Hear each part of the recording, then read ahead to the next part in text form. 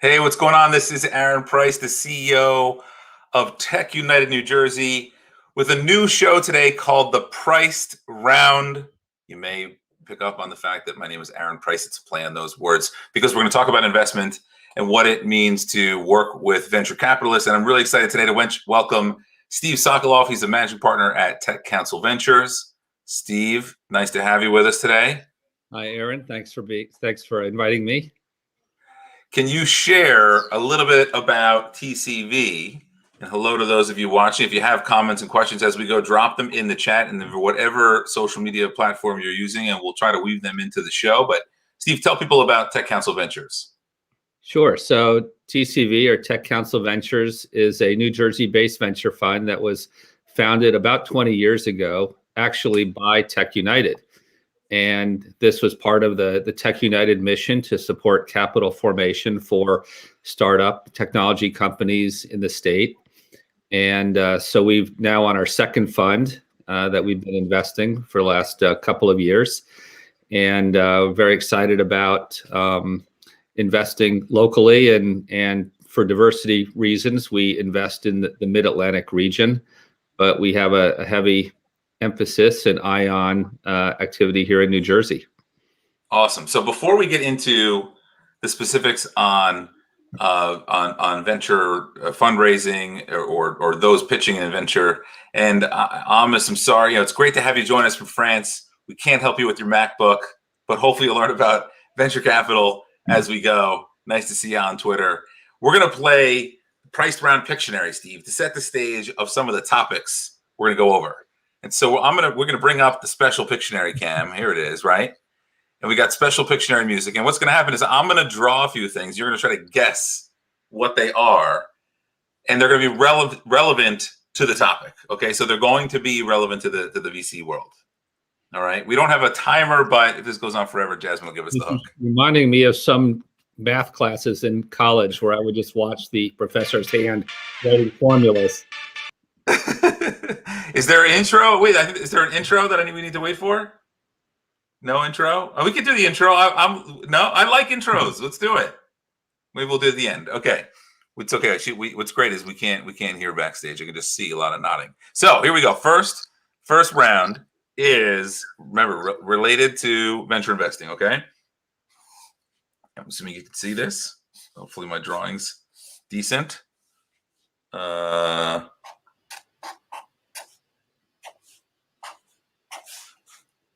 So it looks like a baseball diamond. So far, so good. And it got a pitch. So there we go. We're going to talk about. There we go, Steve. See, I thought you would be. Oh, look at this. We got a winner. You know what I'm thinking? Let's get into best. We can drop the Pictionary cam, and we'll come back to it because that was so fantastic. Let's talk about the best. You didn't give me any answers ahead of time, so I was nervous. See, do you see this? Ben Novak, I love that you're chiming in. This is amazing, right? Ben, my whole theory here is you're scrolling through, you're not listening, there's no audio, and you see this ridiculousness in Pictionary, and I want you to tell me if this is justified, if in fact you turned on the audio when you saw what are these guys possibly drawing. Ben is with Morgan Lewis. Very happy to have them as a partner of Tech United. Anyway, Steve, back to you. So let's get into best practices of pitching. What should people know when they're building a relationship and pitching a VC? Well, first of all, is to get that introduction and that opportunity to pitch. So VC, there's a lot of entrepreneurs out there looking to get an audience and raise money for their great ideas. And so getting an introduction to a VC, it's a lot more helpful than just trying to cold call or come in cold over the transom. So try to find a warm introduction, demonstrate how good a networker you are, and get in front of the VC and try to find VCs that you've sort of vetted, have an interest in what you're doing. Most VCs have some themes they're interested in, or stage of venture, or geography, or whatever. So do a little homework and figure out, who the right people to talk to are, get that introduction, and then, pretty succinctly, what's the problem you're trying to solve? What's the solution you've got to that problem? Tell us about a little bit of traction and demonstration that you've got some market interest or customer interest, and show us how good an executor you are. You can make shit happen. So a bunch of things I want to lean into. Right, I remember when I was very early in my entrepreneurial career, and I really didn't know many people in the tech industry. I was the guy who went to all the tech events. I always made sure I said hello to whatever the speaker was, and that was a great way to build my network. During pandemic times, what have you found to be effective ways that people have introduced themselves to you so that they could build their network digitally, and even beyond the pandemic, as I think that's going to be more the course of business, regardless. How can people build their relationships with you digitally? Yeah, I think even though we're living in a digital world, still people are still trading on their personal network. So, you can get a digital introduction, but make it through someone that or someone that's a mutual connection. I find LinkedIn works really well for looking up mutual connections. I can get to almost anybody through some mutual contact on LinkedIn. Also, there's been an incredible number of venture fairs, events to showcase ventures, and you get 3 minutes or 5 minutes to pitch. But I watch those, and if I'm interested in what I hear in that few minutes, I'll reach out and try to learn more about the story.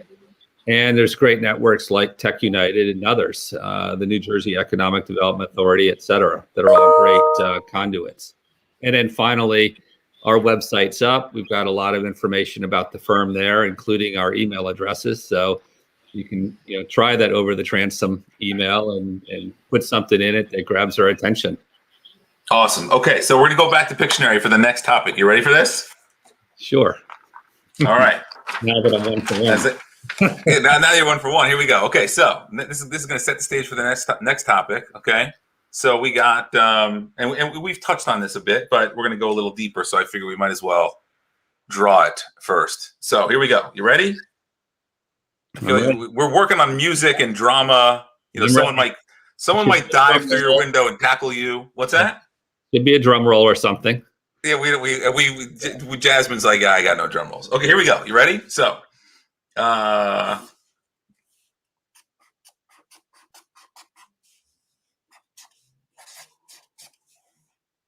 what do you got? I got a stair step to dollars. Okay. What does stairs do? Stairs lift me somewhere, get me somewhere. Sounds like, keep going.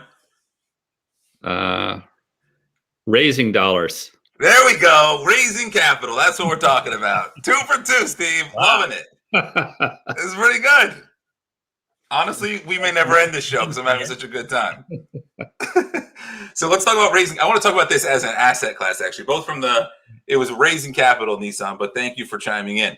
I want to talk about this both for the investor, the limited partners who invest in funds as an asset class, as well as entrepreneurs looking to raise capital. So let's start with the entrepreneurs. I find that a lot of entrepreneurs don't understand the economics of a venture fund and therefore may not realize whether or not it's a good fit for a particular firm to invest in their company. And so what does TCV look for? And more broadly, how would you advise entrepreneurs in thinking about, if they're thinking about it through the lens of the investor, how to determine whether or not they're a good fit for that fund?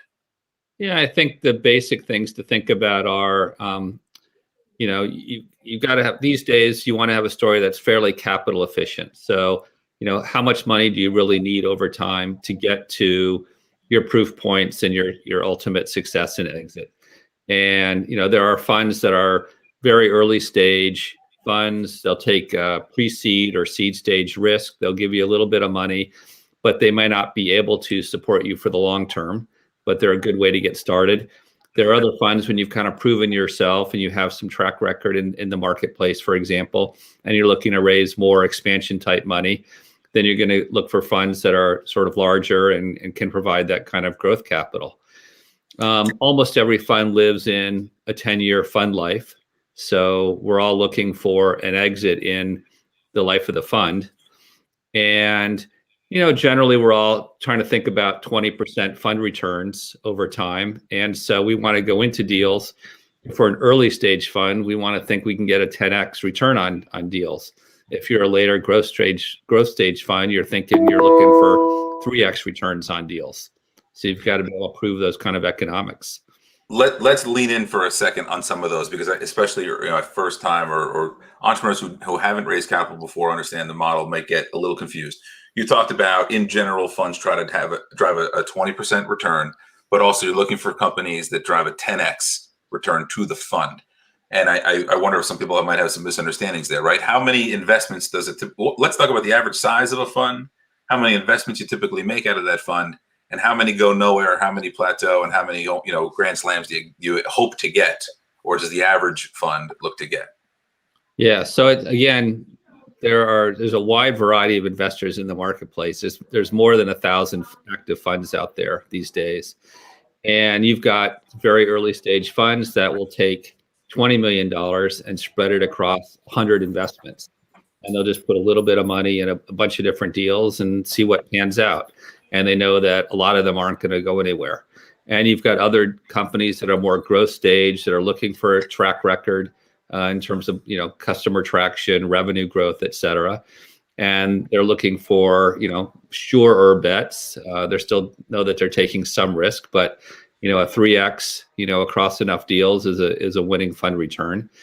And so it really depends on where you play. So for us, we are not pre-seed stage. We're more seed, Series A stage fund. We're typically looking for a little bit of market traction and revenues and growth.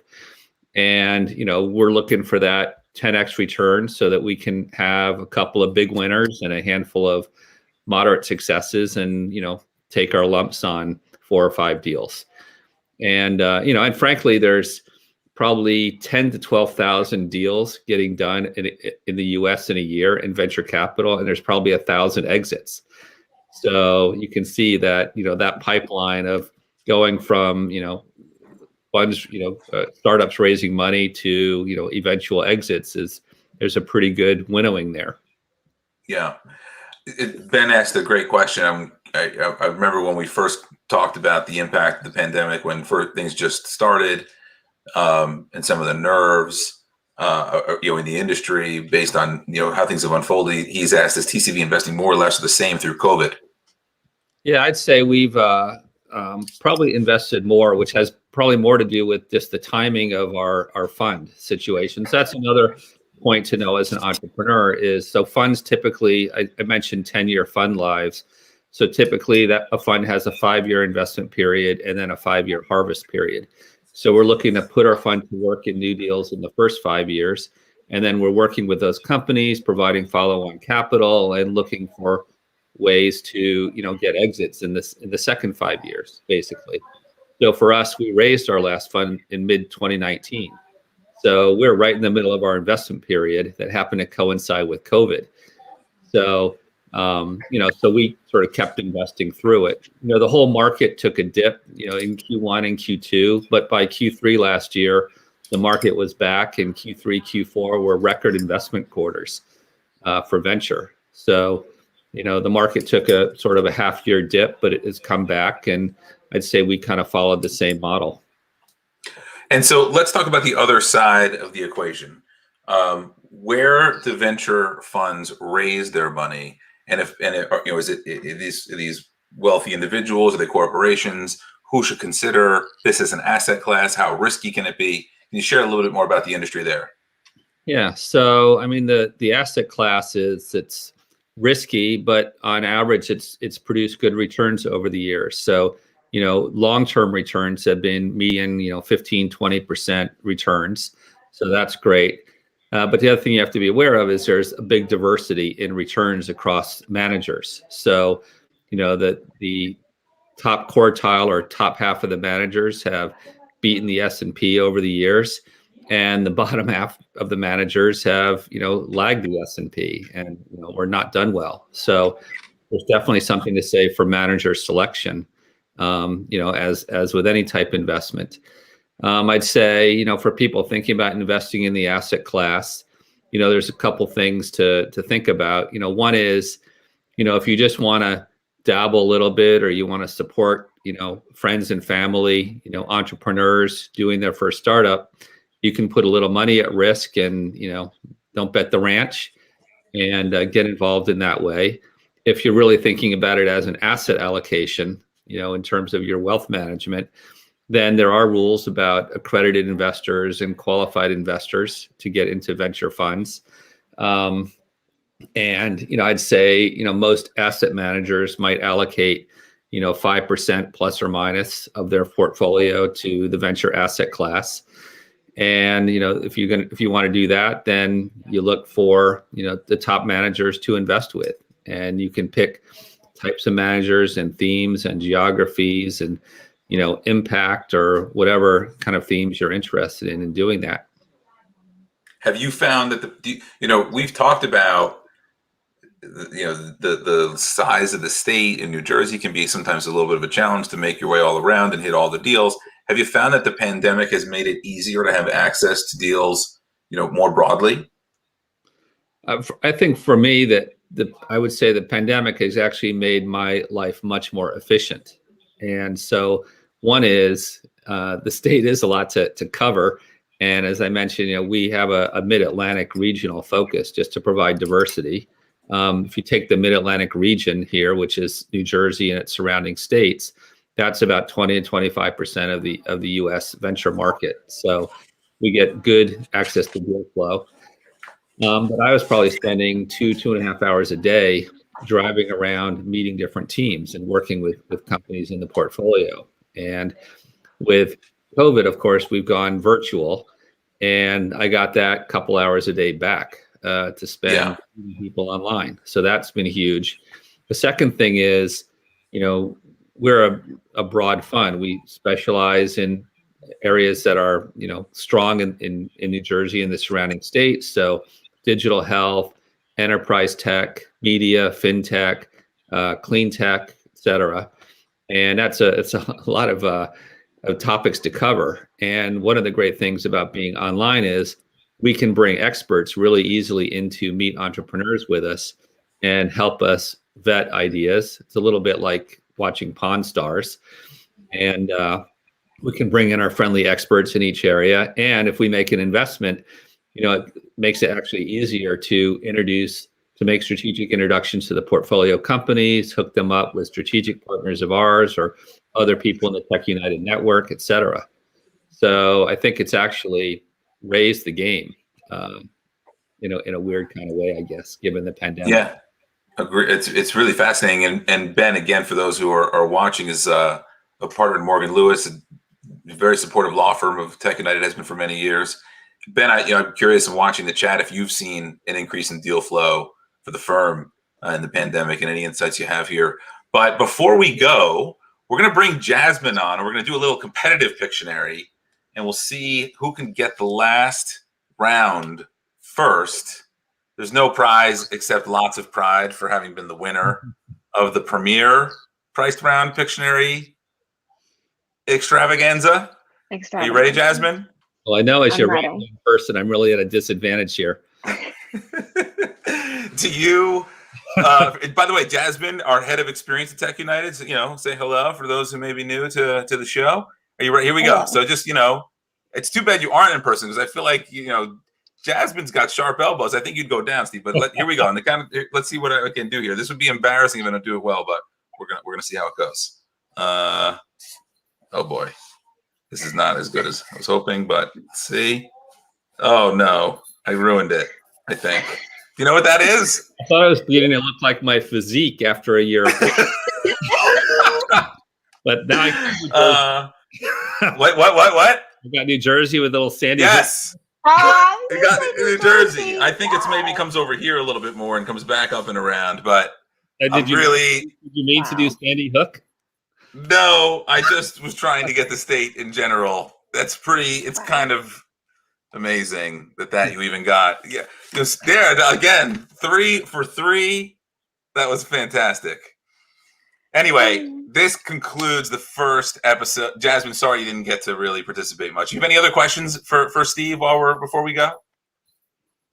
Steve, you could say no. I always put you on the spot. If you don't have any, it's okay.